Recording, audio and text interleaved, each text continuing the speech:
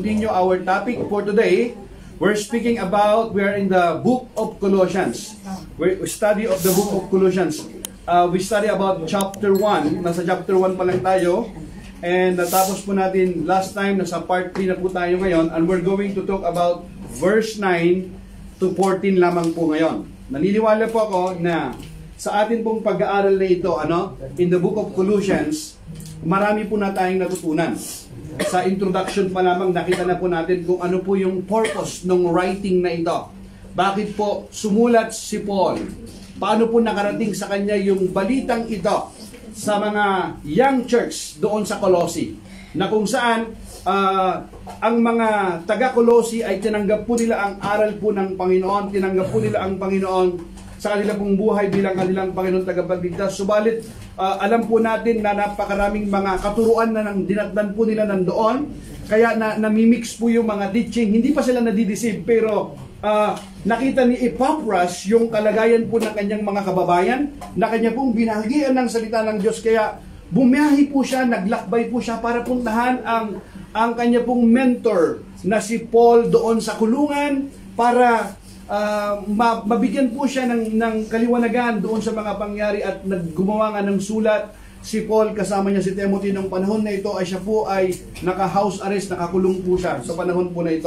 Ito po yung mga katuruan na pinag-aralan po natin nakaraan, yung mga legalism, at hindi lamang po yun yung mga pagsamba doon sa mga anghel at sa mga Gnosticism na yung para ikaw ay magkaroon ka ng ikaw ay mapunta doon sa kingdom, ng kingdom of light, o doon sa langit, sa heaven, ay kailangan ka magkaroon ka ng knowledge, at yung knowledge na yon ay para lamang doon sa mga few people na nakakaalam ng mga secret knowledge, yung mga tinatawag na Gnostic, na pinag-aralan po natin nakaraan. At hindi lamang po yon, napag-aralan din po natin yung mga mysticism na kung saan ito yung mga pinapahirapan nila yung kanilang sarili para sila po ay mapalapit sa Diyos, o kaya naman yung kanila pong buhay ay inilalayo po nila yung kanila pong sarili dito sa mga bagay dito sa mundo na ito, para sa pag-aakala nila na yun ang maglalapit sa kanila sa Diyos. Okay? Pero sa kabila ng lahat ng ito, mga kapatid, hindi po yun ang aral po ng Ebanghelyo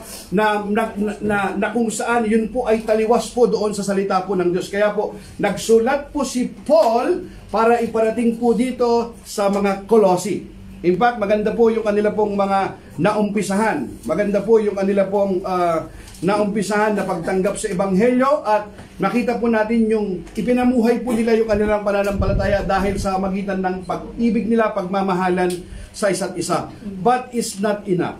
Amen? Everybody, it's not enough. Hindi sapat na malaman mo lamang yung salita ng Diyos. Amen? Maganda rin na ipamuhay mo yung salita ng Diyos, at maganda, higit sa lahat, na matibay, matatag ang iyong pundasyon para kung sino man ang maging mga false teachers na lumapit sa iyo ay hindi ka basta-basta malilinlang. Amen? Simula noon hanggang ngayon, hindi po natatapos ang mga patuloy na pangangaral po ng salita ng Diyos, na kung saan ang iba ay kinakalakal nila ang salita ng Diyos, ang iba naman ay para mailayo sila sa kanilang pananampalataya sa Panginoon. Para hindi po tayo malinlang, mailigaw sa ating pananampalataya, mahalaga na ang pundasyon po natin ay ayon po doon sa Biblia, the Word of God. Why? Because the Word of God, God will never violate His Word. Kailangan mayroon tayong basihan. Our basis is the Word of God. Amen? Kapag hindi po doon sumasang-ayon sa salita ng Diyos, hindi po natin basta-basta tatanggapin ito. Amen? Amen? Kailangan mayroon pong basis yung atin pong pananampalataya. Amen? Para kung mayroon pong nagturo sa atin, nangaral, na iba ang itinuturo po ng Ebanghelyo na natanggap po natin, katulad po nito, iba ang pananaw nila, paniniwala nila sa Panginoong Hesus, na si Hesus nga ay hindi talaga Diyos, kundi siya ay isang espiritu lamang, at siya lamang ay isang propeta, tao lamang. Alam po natin that Jesus Christ is more than a prophet. Yes, indeed, He is 100% fully human, because the Bible says that siya ay napagod, nagutom, mayroon po siyang karanasan ng tao, mayroon po siyang human experiences, mayroon po siyang human body, human emotions, pero He is more than a man. Why? Kasi nakita po natin yung kanyang pagiging Diyos. Amen? Yung pagiging tao po niya, kapag po siya ay nagutom, napagod, ikaw ay tao ka, pero pag naglakad ka sa dagat, iba na yon. Amen? You despise the law of nature, the law of gravity. Hindi pwede yun. Diyos lamang makagawa nun. Yung kanyang mga direct claims niya, yung mga indirect claims niya ay para magpatawad sa lahat. Ano, sinong tao ang pwede magpatawad ng kasalanan kundi ang Diyos lamang? Amen? Sinong huhusga? Ano yung judge pagdating ng panahon? Kundi Diyos lamang. At yan ay mga katangian ng Panginoong Yesus. Amen? Hallelujah. Now, verse 9, here, in verse 9, the Bible says, for these reasons, since the day we heard about you, we heard about you. Ibig sabihin, maganda po yung narinig po niyang balita, hindi po masama. We heard about you, ano, yung kanilang pananampalataya, yung pangtanggap nila sa Panginoon, yung mga taga-Kolosi. Sabi niya, for this reason, since the day we heard about you, we have not stopped praying. We know in the book of Philippians that laging nananalangin doon si Paul. And even in 1 Thessalonians that pray without ceasing. Ibig sabihin, panalangin walang patid. Ano, tuloy-tuloy po yun. Nakikita natin dito yung nature ni Paul. Even ni Timothy, kasama nyo ng panahon ito, lagi po silang nanalangin. Lalong-lalo na sila po ay nalugod, natuwa, nung marinig po nila na doon sa Colossae, na hindi po niya napuntahan. Remember, ano? Si Paul, hindi po siya nakapunta doon. Sa lugar na yon. Maaring inibig niya, ginusto niyang makarating doon, pero hindi po nangyari yung pagkakataon na yun. Pero sa kabila ng lahat ng ito, mayroon pong ginamit ang Diyos para makarating doon ang salita ng Diyos. Walang iba kundi si Epaphras. Amen?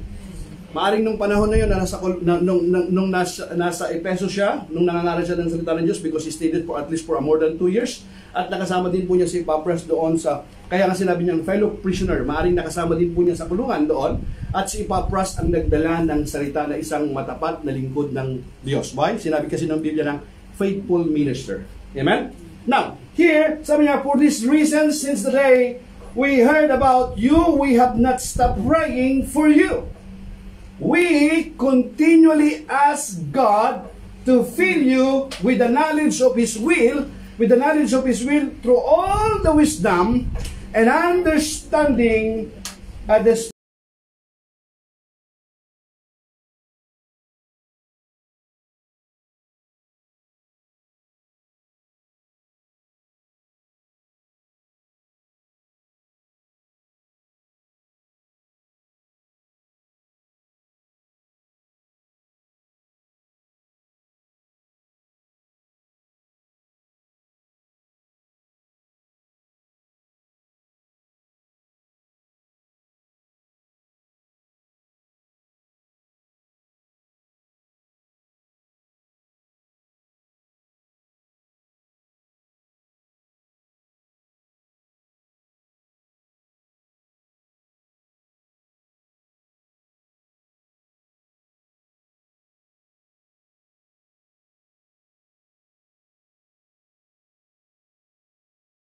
lalo na, mga kapatid. Why?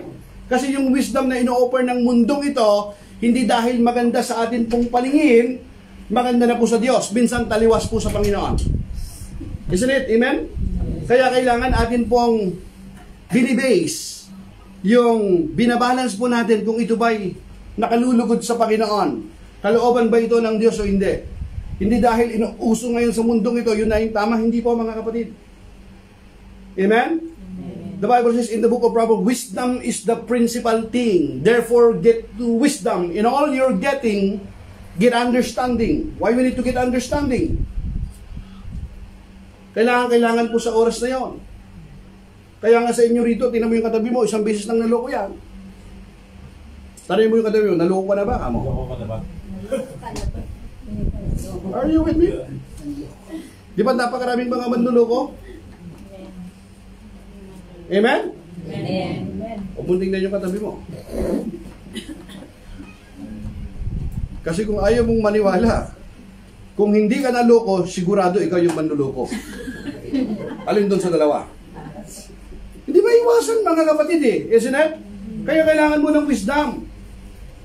Amen? Lalong-lalo na sa salita ng Diyos. Kung kailangan natin sa mundong ito, mga kapatid, para hindi tayo ma-deceive, para hindi tayo madaya, mga kapatid. Wala nang mag-o-offer sa'yo, di ba? Mag-invest ka rito, 40%. Isang ano mo lang, ilang ano, yayaman ka.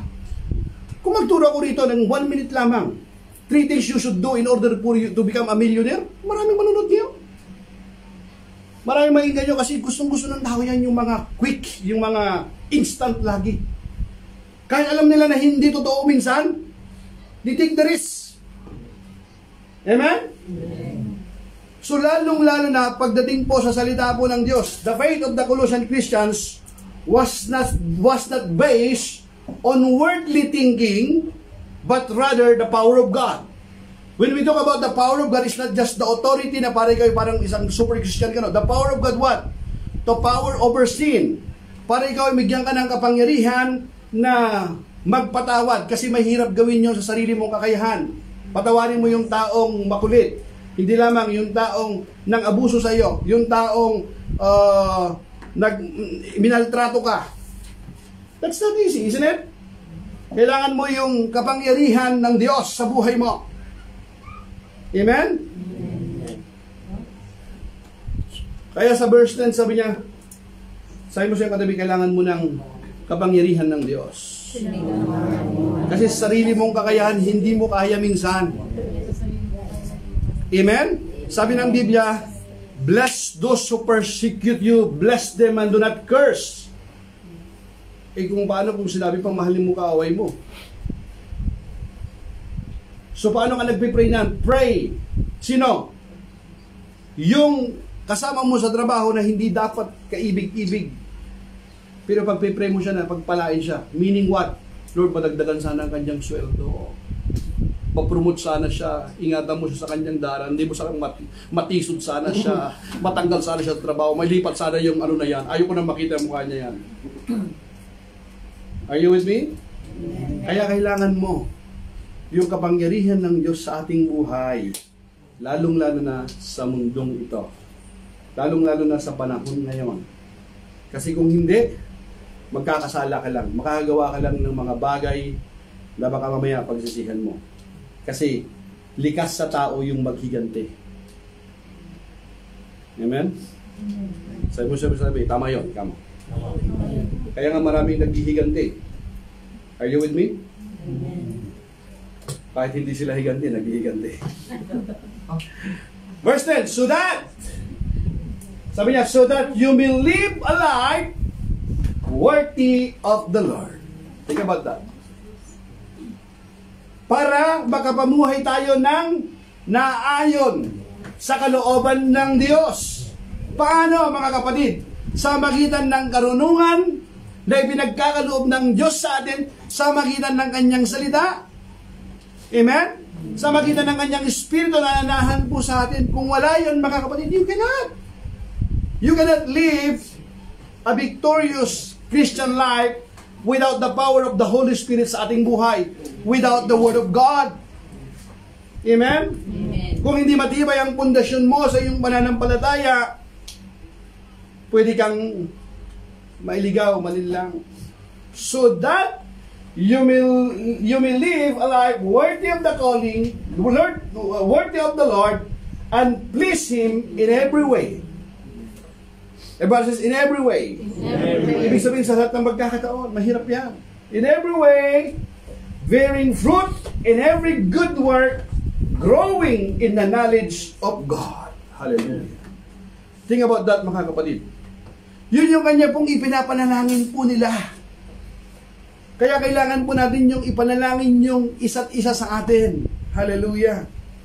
Amen? So in verse 9, Paul began a prayer for the Colossian Christian here, states why he prays for their knowledge, wisdom, and understanding. There are 4 reasons are given. First, write it down. Paul desires is for their actions to match their beliefs. This is a trait which the false teachers did not display. Why? Likas lamang, mga kapatid, sa mga Kristiyano na may mabubuting gawa. Are you with me? Amen. The Bible says faith without works is dead. But be doers of the word and not hearers only, deceiving yourself. If anyone's hearers of the word and not a doer, dinadaya lang natin ang ating sarili. Isn't it? Amen? Amen? Kaya yung mga Kristiyano, mga kapatid, likas lamang na mayroong mabubuting gawa na nakikita sa kanila. Ang mga Kristiyano, mga kapatid, hindi tayo gumagawa ng mabuti para maligtas. Are you with me? Naligtas na muna tayo sa magitan po ng biyaya ng Panginoon na ipinagkaloob sa atin, kaya tayo nanampalataya sa Panginoon. Are you? Ulitin ko to. Dahil sa biyaya ng Diyos tayo pinagkaloob sa atin, kaya tayo nakapananampalataya sa Panginoon. Yun ang nagligtas sa atin, mga kapatid. Gumagawa tayo ng mabuti hindi para maligtas. Naligtas na muna tayo para saka tayo gumagawa ng mabuti. Bakit? Kasi yun nangangahulugan na yung banal na Espiritu nga ay nananahan sa atin. Kasi kung walang mabubuting gawa, then there is something wrong. Amen? Sabi mo sa katabi, tama yun. Sabi nga ng Panginoon, you will know them by their fruit. Amen? Second, Paul wants these believers to be fully pleasing to the Lord. Pleasing God includes believing in Him and living a life that follow His teachings. Pag sinasabi mong tinanggap mo sa Jesus sa iyong buhay bilang iyong Panginoon tagapagligtas, tinanggap mo rin yung kanyang salita. Kaya sabi ni Jesus, if you love me, keep my commandments. Amen? Amen. Ibig sabihin, nagmamanifest sa atin kung buhay yon. Number 3, third, Paul wants these believers to be effective, productive, and godly in their spiritual growth. The idea of bearing fruit implies maturity. Maturity doesn't mean dahil matagal ka na sa church, you could be 20 or 30 years in the church and you still not matured.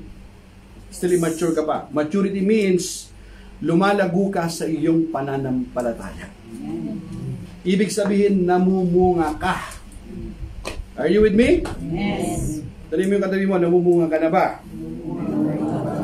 Amen? Ibig sabihin, na ibabahagi mo yung pananampalataya mo sa kaibigan mo, sa mga mahal mo sa buhay, at nakikita yung buhay mo, si Kristo nakikita yung buhay mo, si Kristo nakikita sa iyong buhay. Amen? The idea of bearing fruit implies maturity. Paul longed for all of his fellow believers to grow in maturity as part of their Christian walk. Mahalaga po ito sa atin pong paglakad bilang mananampalataya. Sa atin pong pananampalataya, likas lamang na tayo po'y lumalago. Hindi yung stagnant ka. Tapos na ako ng alpha. Praise the Lord! Okay na ako. No! Hindi ka humihinto. Okay na sa akin yun yung simba uwi, simba alis. Zimbabwe, simba alis. No, hindi ka lang. No. Ibig sabihin, pinagpapala ka ng Diyos dahil sa kanyang salita at nagiging daluyan ka naman ng pagpapala. Amen? Di ba maganda yun? Pinagpapala ka at nagiging daluyan ka ng pagpapala. Palakpakan natin ang Panginoon. Fourth, Paul wants the Colossians to continue to learn more about their faith and the God they serve. Nagpapatuloy sa pananampalataya at higit pang makilala ang Diyos. Diyos na atin pong pinaglilingkuran. Bakit? Kasi ang dami kasing mga ino-offer sa kanila na mga mystical God o kung ano-ano. Kaya yun ang kanya pong ninanais, pinapanalangin nila na lalo pa silang lumago sa kanilang pananampalataya at makilalang lubusan ang Diyos na kanilang pinaglilingkuran. Amen? Hindi ba't napakaganda na alam mo kung bakit mo ginagawa yung isang bagay? Hello? Amen? Kasi kung ginagawa mo yung isang bagay, hindi mo nauunawaan kung bakit mo ginagawa, sakit naman nun. Hindi yung sabihin mo na lang, hindi. Ito ko na kasi yung kinagisnan ko, ito na yung kinalakihan ko, so dito na ako mamamatay. Hindi. Unawain mo bakit mo ginagawa. Why you go to church? Why you pray? And to whom you pray? Mahalaga. Saan ka ba makakarating yan? Amen? Ano ba yung mapapala natin? Nag-aaksay lang balahin ng panahon? Are we waste our time? If we go to church and pray, why attend prayer meeting? Why go to church kung wala ka namang mapapala? Napakaganda na unawain natin, alamin natin kung bakit natin ginagawa ang isang bagay. Bakit ba natin inuuna ang Diyos sa ating pong buhay? Amen? Why we seek first God in our lives? Why don't you just go to work and don't go to church anymore? Why didn't go to church? Kung wala naman ding benefits. Are you with me? Amen. Amen? Mahalaga mga kapatid, kaya gusto ni Paul na yung mga taga-Colossi, naniniwala ko hanggang ngayon, gusto ng Diyos sa ating buhay na lalo pa tayong lumago sa ating pananampalataya at makilala pa ang Diyos na ating pinaglilingkuran. Amen, mga kapatid? Kaya bakit tayo nagpapatuloy sa ating pananampalataya kahit mayroon tayong problema, kahit mayroon tayong pagsubok na pinagdaraanan? Why? Because we know our God is a good God. Amen? Amen. That's why we serve Him in good times and we serve Him even in bad times. Amen. Why? Kasi ang ating Diyos ay nananatiling nakatayo, nakaupo sa kanya pong trono. Amen? Palakpakan natin ang Panginoon. At yan ang hinahanap po ng Diyos sa atin mga kapatid. Hindi yung humihinto ka na dahil mayroong problemang dumating sa iyo. Amen? Sabi ng Biblia, nangangahulugang ikaw ay mahina kung hindi ka makatagal sa panahon ng pagsubok. Amen? At ayaw ng Diyos sa atin na tayo'y talunan. Mananagumpay ang mga anak po ng Diyos. Amen? Amen. Biblical text, knowledge of God involves learning the truth of the gospel and of Scripture. Kaya nga all Scripture has been inspired by God. Saan? Teaching, rebuking, correcting, and training in righteousness. Training in righteousness. Hallelujah. Purihin ang Diyos. Verse 11. Verse 11, strengthen with all power, according to His glorious might, for the attaining of all perseverance and patience joyously. Hallelujah. Ibig sabihin pala nito mga kapatid, mayroon palang perseverance, meaning mayroon kang pagtitiis din minsan na ginagawa. Hallelujah. Gusto nating makamit, gusto nating maging kalugod-lugod sa mata po ng Diyos. Kasama po ang lahat ng ito mga kapatid. Paul explains that believers have God's power in their lives. First, God's power gives endurance, which is the ability to withstand hardships without failing. Kaya kahit mayroon kang problema na pinagdaraanan, you still go to church and pray. Hindi ka umihinto. Hindi dahil ikaw ay dahil sa iyong pananampalataya, ikaw ay matay, no? Dahil sa biyaya ng Diyos, pinagkakaloob niya sa atin yan, kaya tayo nagpapatuloy sa ating pananampalataya. Without the grace of God, di natin magagawa yun. The Lord is the God of endurance, in a quality needed by all Christians. Second, God's power gives patience. Patience is part of the fruit of the Spirit, and is an essential part of Christian maturity. Isn't it? That patience is one of the fruit of the Holy Spirit also that we must develop. And patience is only developed under trial. I explained that one last time. So third, God's power gives joy. Joy is also part of the fruit of the Spirit and is one of the clearest differences between the life of the believer and the unbeliever. Nakita niyo mga kapatid? Para magkaroon po ng happening, ng joy, kailangan anong ginagawa ng mga unbeliever? Kailangan, pare, birbihira tayong magkita Whiskey pa paano Daatin natin sa mabubuting usapan niya. Ay birbihirang magkita Pero mayroon naman tayong kasiyahan. Kasi kung wala ng mga, ano mo yun, mga sayawan, mga kantahan, mga inuman, mga pulutan, parang wala ng kasiyahan Okay? Amen? Amen? Pero sa atin mga kapatid, kapag mayroong may birthday, mga kapatid, ang ginagawa natin, di tayo naglalasingan, di tayo nag-aaway-away. Anong ginagawa natin? Nalangin tayo. Pinapanasalamatan natin yung Diyos na nagbigay sa atin ng isa pang another year sa atin pong buhay. Tapos nag-aawitan din tayo. May mga party rin. Some people think that Christianity is, they think that Christianity is boring. No. Christianity is not boring, my brothers and sisters. Christianity is about life and purpose. Kaya hindi kaya mayroon tayong joy, pero yung joy na naranasan natin hindi pansamantala. That's unspeakable joy.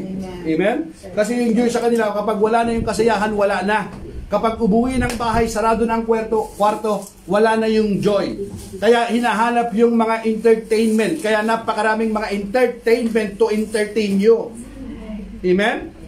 Pero sa atin mga kapatid, hindi natin kailangan ng entertainment para magkaroon tayo ng joy.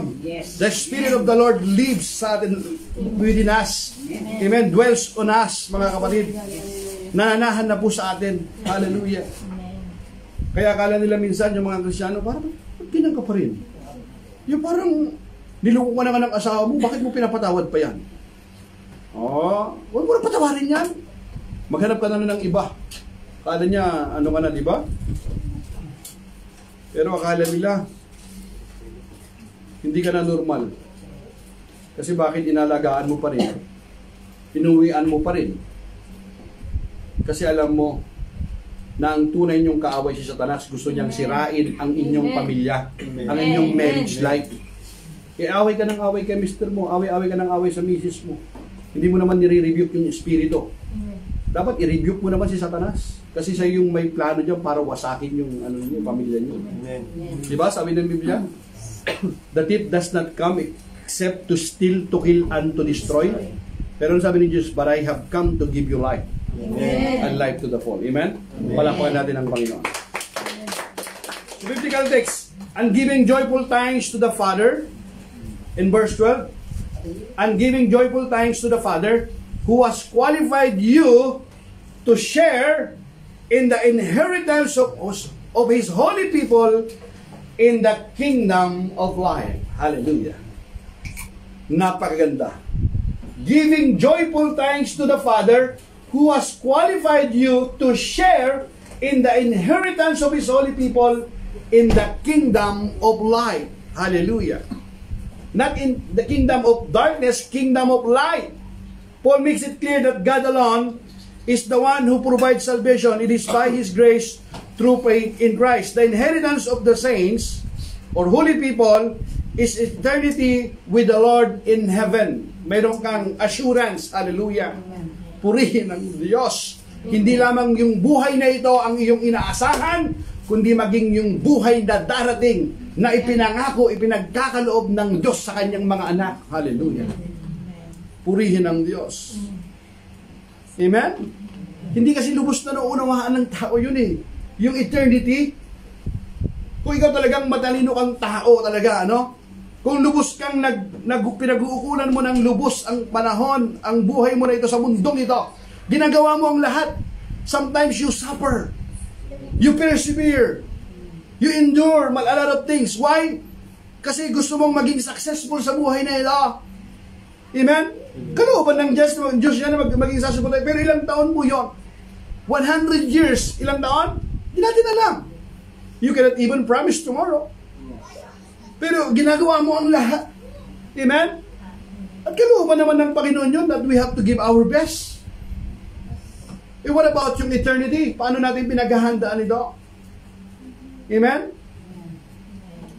Kung pinaghahandaan mo yung buhay na ito, at kung talagang ikaw ay naniniwala na mayroong Diyos, kingdom of life, na mayroong life after death, na mayroong eternal life, paano natin pinaghahandaan? Amen? Amen. Ano yung ginagawa ba natin? Tayo mo kadibig, ano ba ginagawa mo? Anong ginagawa natin? Amen? Pinaghahandaan ba natin? Kung anong lagi mong ginagawa, anong lagi mong iniisip, mga kapatid, di yun na yung idol mo. Amen? Simple and plain. Paul also makes mention of life, which is an important part of Hebrew thinking. According to the Jewish people, all knowledge and goodness was symbolized by light, while sin and ignorance were characterized by darkness. This is a theme of the Apostle John as well, frequently used in both his letters and the Gospel of John. In verse 13, the Bible says that, "For He has rescued us from the dominion of darkness and brought us into the kingdom of the Son He loves." Meaning, ito yung kalagayan mo dati noong hindi mo pa alam ang salita ng Diyos, hindi mo pa kilala ang totoong Diyos, hindi mo pa kilala si Jesus, hindi mo pa natanggap ang kanyang mabuting balita. Sa ayaw at sa gusto natin, mga kapatid, nasa darkness tayo. 2 Corinthians chapter 4 verse 4, very clear. Amen? Ano sabi doon? The God of this world has blinded the minds of unbeliever so that we cannot see the light of the gospel. Binulag ng Diyos ng sanlibutan ito. Diyos ng sanlibutan ito. Small letter means speaking about Satan. Satan, the God of this world, has blinded the minds of unbelievers. Sabi sa gusto mo, kung wala ka sa kingdom of light, nandun ka sa kingdom of darkness. Kung wala ka sa piling ng Diyos, na kanino ka? Ganoon lamang yun, mga kapatid. Are you with me? Amen. Inilipat tayo ng Panginoon. Hallelujah. Sa kanya pong kingdom. Sa kanyang kingdom ng kanyang anak na pinakamamahal. God has rescued us and redeemed believers. Domain is from the Greek word exousias, which can also be translated as power, authority, or strength. In this case, Paul is referring to God's rescue of Christians from the power of sin and death. Ibig sabihin, mga kapatid, pinilipat tayo ng Panginoon. Dati ikaw ay sa kapahamakan, sa kasalanan, sa kamatayan, pero noong tayo ay nasa kamay na, nasa piling po ng Diyos, tayo po ay nasa liwanag na, wala na sa kadiliman. Does it mean na ang mga Kristiyano ay hindi na nagkakasala? Yes, nagkakasala pa rin tayo. Ang kaibahan nito, kapag ang mga anak ng Diyos nagkakasala, sila po ay nalulungkot. At dahil dito, sila po ay humihingi ng tawad. Sapagkat ang talagang nais ng mga anak ng Diyos ay bigyan ng kaluguran ang Diyos na umibig sa kanila, ang Diyos na nagligtas sa kanila. Amen? Palakpakan natin ang Panginoon. Hindi dahil hindi ka na nagkakasala. No. Bakit ka ba nagkakasala? Kasi nabubuhay ka pa sa mundong makasalanan ito. Nandito ka pa dito sa fallen nature mo, mga kapatid. Kaya kahit anong gawin mo, nandito pa si Satanas at nandito pa ang kanyang mga demonyo. Meron tayong three enemy, right? The devil, the world, and our flesh. At dahil dito, nagkakasala ka pa rin. Bagamat ang banal na Espiritu ay nananahan na sa atin, bagamat alam natin ang salita ng Diyos, paminsan-minsan nagkakasala pa rin tayo. Amen? Pero hindi mo sinasadya, paulit-ulit na nagkakasala. Kasi ang mga anak ng Diyos hindi nagpapatuloy doon sa kasalanan. Kapag sila'y nagkakasala, nalulungkot sila at agad-agad humihingi sila ng tawad. Amen. Pinagsisisihan nila yung kanilang kasalanan at hindi pa ulit-ulit. Amen? Sabi mo sa iyong katabi, hindi pa ulit-ulit. Amen? In addition, Paul says that God has transformed us from sinners bound by sin into new creation meant for heaven. Hallelujah. Palakpakan natin ang Panginoon. Kita nyo, mga kapatid, piniprepare na tayo ng Panginoon. Dito pa lamang piniprepare na tayo ng Panginoon para makapiling po niya doon sa kanya pong kaharian. Hallelujah. Verse 14 says, in whom, last verse, in whom we have redemption. Redemption, the forgiveness of sins. Hallelujah. Redeem us. Ibig sabihin, mga kapatid, tinubos tayo. Saan? Sa atin pong mga kasalanan. The forgiveness of sins. God radically changes our status, completely removing the eternal penalty of sin from those who have faith in Christ. This verse concludes that thought with a reminder of what Jesus has done. He has provided redemption. Redemption is a theme of both for the Old Testament and New Testament. From the redemption of the Passover lamb to the redemption of Christ on the cross. Though through His sacrifice, Jesus provided a means for us to be forgiven for our sins. We know yung atonement noong panahon po na yon. Yung atonement kasi, ibig sabihin nun, kapag sila ay lumalapit po sa Diyos, they will not come to God empty-handed. They have to bring something sa Panginoon. Something. Kasi, yung dugo na yon, ng hayop na yon, yun yung mag-aaton sa kanilang mga kasalanan. Atonement is just simply means to cover up their sins. Sins still there. But because of the blood of the Lamb, na-cover lamang siya.